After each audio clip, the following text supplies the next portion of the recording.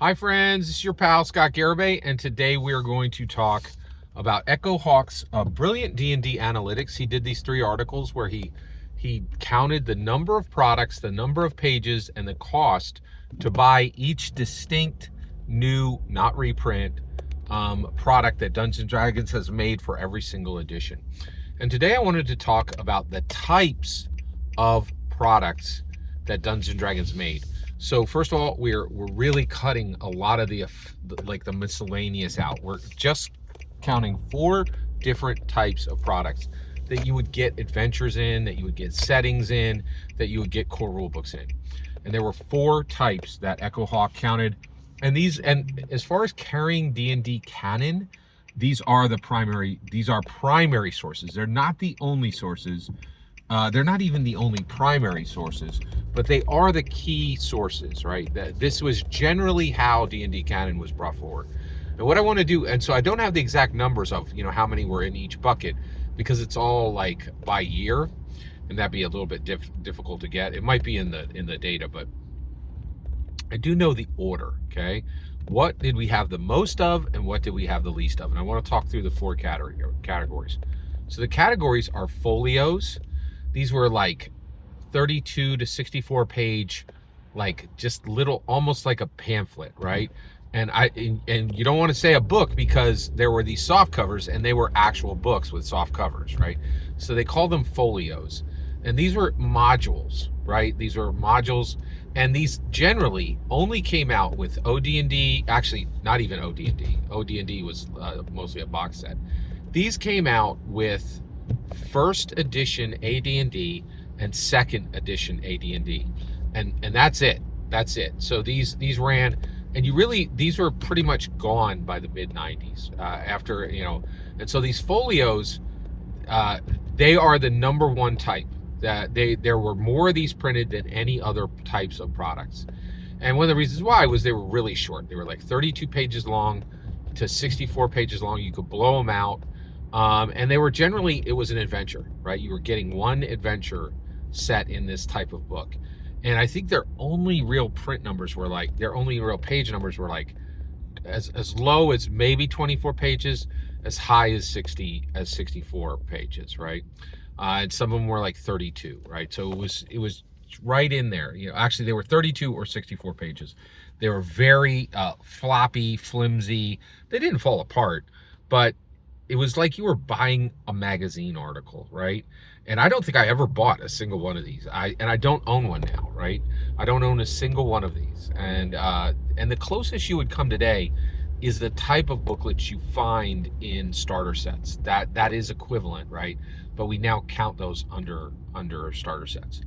The next largest product group, so folios were in first place for the sheer number of ones they were, for the sheer number of products that existed under that banner, under the folio banner.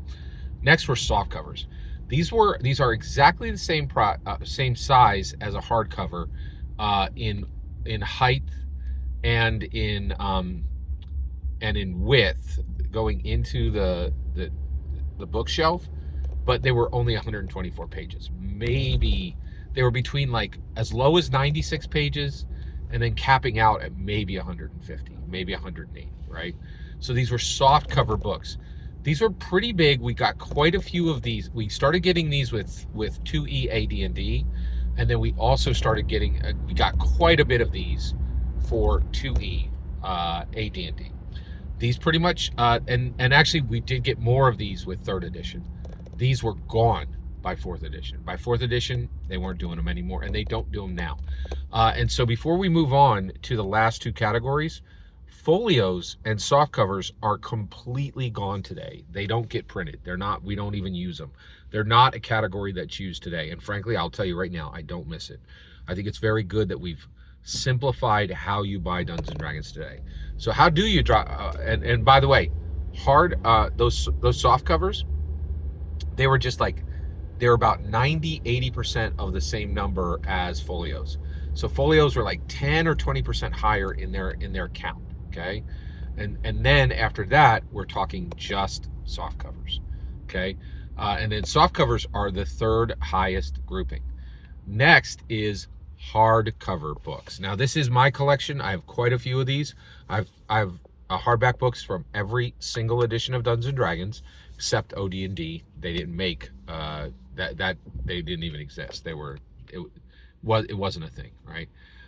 So I own hardcovers from 1E, 2E, 3E, 4E, and 5E. Okay, and my largest collection of hardcovers is in 5th edition. I have 80% of all the books that they printed in, and actually I will say it would be nice to own, but the ones I don't have them because I literally have no intention of running them. I just don't, like, I think they were duplicated, like Journey to the Radiant, Journeys to the Radiant Citadel. I don't need a hardcover of that. I'm never gonna run it, right? Like, and so there are a few that I would really like to get a copy of Acquisitions Incorporated, but it's just, you know, the new stuff that's coming out, I buy instead. So that was the third. So that is the second smallest grouping, and these are only about a quarter of the number of folios and hardcovers. And the folios, folios and softcovers. The folios and the softcovers were very, like, there weren't many. Those were high numbers. You really dropped down significantly. Like, it's only a 25% count if you compare hardcovers to folios. There's just a ton more folios than there were hardcovers. And so hardcovers is just it's the second largest. It's the third excuse me. The largest is folios. The second largest, just slightly behind, are softcovers, and then way below that is the number of count is hardcovers. Last is box sets. They are the least counted number. We got quite a few of them in 2nd edition. They were doing quite a few of them in late 2nd edition AD&D. And nowadays we still have a fairly high number of them. We're coming up on like 10 of them for 5e. We've done quite a few box set, and we had 2 come out this year. So box sets are the lowest number on there. So at the very tippy, it's folios. 10-20% behind by product count is soft covers. Way down at about 25% of the folio number is hardcovers, hardcover books. And that is the core carrier of D&D canon. And then all the way on the bottom are box sets, and they are very important. Box sets are important. So I did want to just take a moment to talk that through. And I'm really glad that we've cleaned it up and that soft covers and folios are gone. You just buy hardbacks and you just buy box sets today, which I think is good. Every single word you just heard in this video is my humble opinion.